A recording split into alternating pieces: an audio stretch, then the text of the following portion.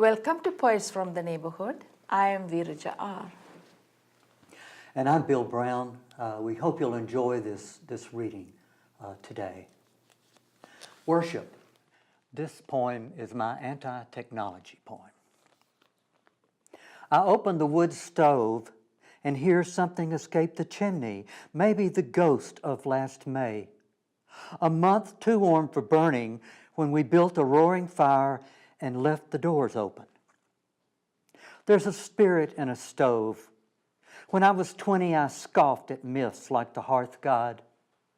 At 50, I'll practice any ritual born from simple human need. God of morning coffee and Sunday papers, God of lazy lovemaking, wine and old books, God of tilling, planting, and harvesting.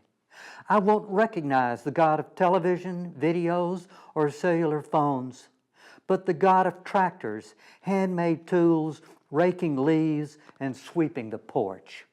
Praise be to the God of sheets billowing like sails in the sun, and the dank God of storm cellars, spidery and safe.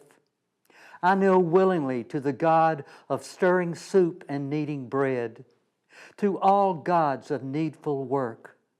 So this morning, after hearing the stove god haunt the chimney, I kindle the first fall fire to all the gods of necessity who keep us fed and warm, and to the gods of little pleasures who help us to be kind.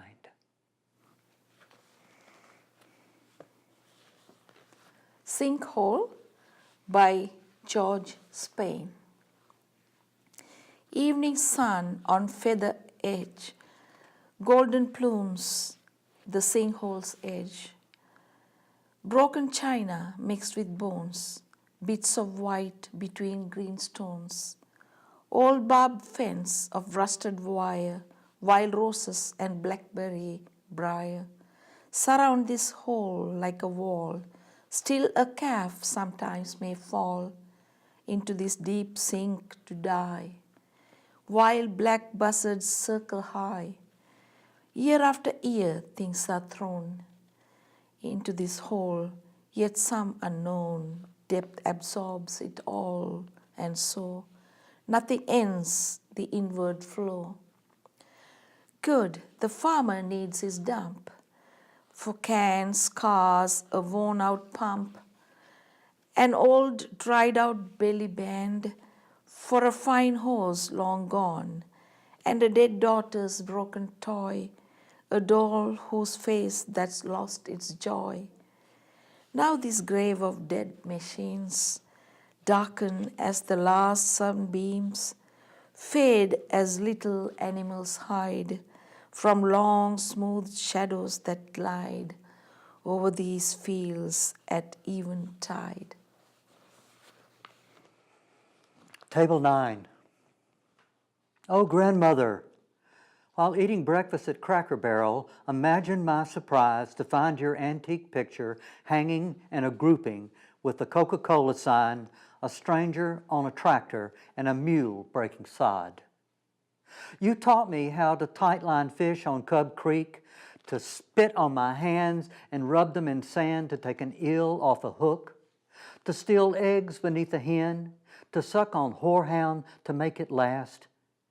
Which cousin betrayed you? Hawked the portrait at a yard sale, not knowing you'd end up in a chain restaurant with an old-timer motif. The last time our eyes met, you were in intensive care at the Madison County Hospital, hooked up to machines, your jaw set against doctors who wouldn't let your heart stop so you could drift to your just reward. Now you hang above table 9 in the non-smoking section. Honored or condemned, I don't know, to gaze at 2 eggs over easy with hash browns. Rhonda will be your server now. Our Days by Michael J. Tucker. Once our days were young and long, summers we thought would never end. Passion coursed through our veins as pregnant streams of snow melt. Flesh smooth, muscles taunt, ruby lips to be kissed. But our days grew short and dark. Winds chilled, rains came, and summers went. Sameness of days doused the spark. Fallow valleys filled with dust. Flesh sagged, muscles slackened. Opportunities lost, gone forever.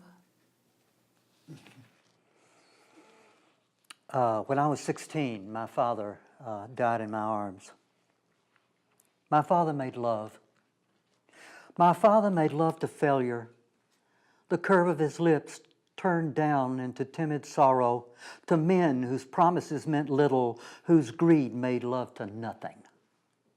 My father made love to my mother, her shoulders, her feet, her hair. He cherished the air she breathed, the air that trailed her expectations, unreached, unreachable. My father made love to the shower he crooned in, to the hymns he sang, to the grape juice he served as the blood of Jesus, his own blood mortal and sick in love. Oh, but cypress knees, birch bark, arrowheads, igneous rock, tuned motors, the ears of dogs were his lovers. My father was the man who made love to rivers, the buffalo into the duck into the Tennessee. He spread their maps on the floor and traced their flow with fingers to read his future. Cut bait, fishing line, sculling paddle, the lugger cats he pulled from the water. He made love to anything. My father made love to campsites, to tents he staked and trenched against the coming rain, when his stars imploded, his mountains folded, his rivers drowned in a desk drawer. My father died watching Gunsmoke, died loving the carpet I laid him on, the palms I used to pump his chest, the lips I placed over his mouth. His last breath was mine.